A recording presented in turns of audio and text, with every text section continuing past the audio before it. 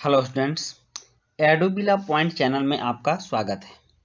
आज हम करेंगे क्लास 10 की हिंदी की वर्कशीट नंबर 85 और आज की वर्कशीट में हम लोग पठित गद्यांश को पढ़ेंगे और यह गद्यांश लिया गया है आपके चैप्टर बाल गोविंद भगत से।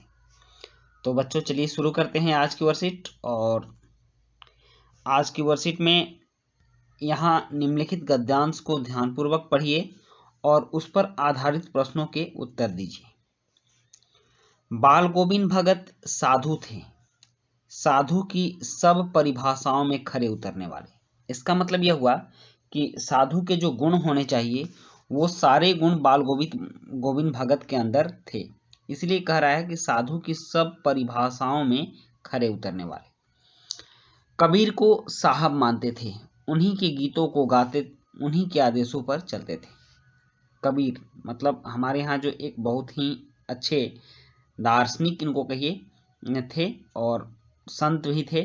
तो यह कबीर को साहब मानते थे और उन्हीं के गीतों को मतलब कबीर के बोलियों को, कबीर के दोहों को गाते थे।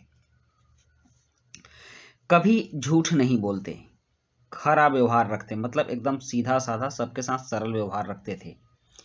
किसी से भी दो टुक बात करने में संकोच नहीं करते, न किसी से खामखा झगड़ा मोल लेते, किसी की चीज को नहीं छूते, न बिना पूछे व्यवहार में लाते।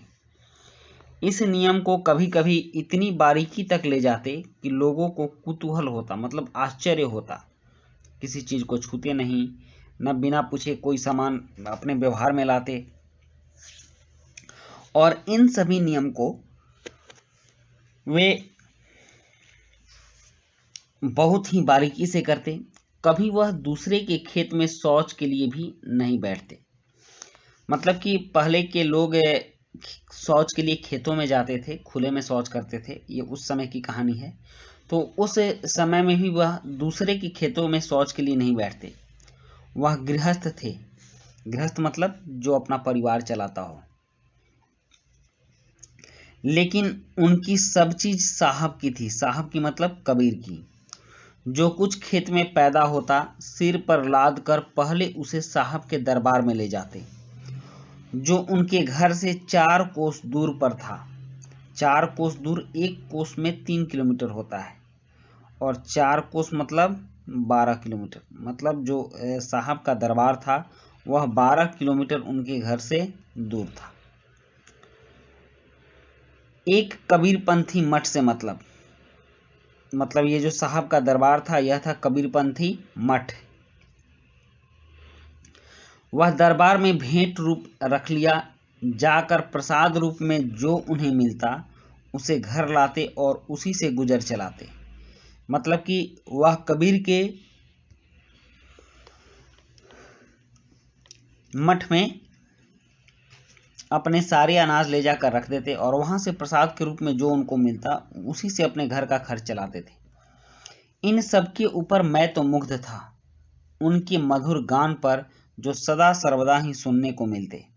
मतलब लेखक कह रहे हैं कि वह सारी बातें तो थी ही, लेकिन फिर भी वो मुग्ध थे बाल गोविंद भगत के मुंह से जो सदा कबीर के गीत निकलते थे उनसे।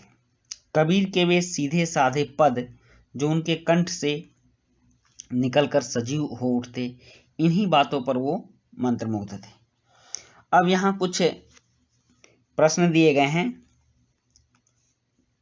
और ये एमसीक्यू टाइप प्रश्न है, तो चलिए इनको करते हैं।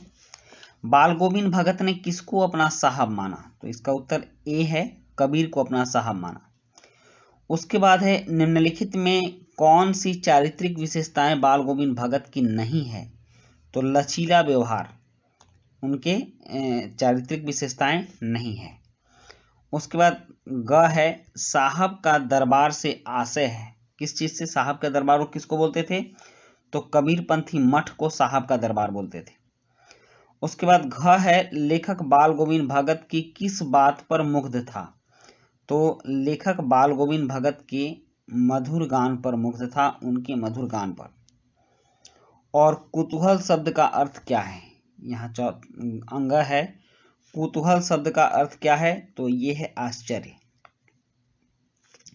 उसके बाद कार्यपत्रक संख्या 82 के उत्तर दिए गए हैं। एक का 3, ख का 3, क का 3, ख का 2, ग का 3, घ का 3 और अंग का 2। तो बच्चों ये थी आपकी आज की वर्कशीट और आज की वर्कशीट कंप्लीट होती है। आप अपने बोर्ड के एग्जाम में बहुत ही तन्मयता से लग रही है। मिलते हैं नेक्स्ट वर्कशीट में। Thank you.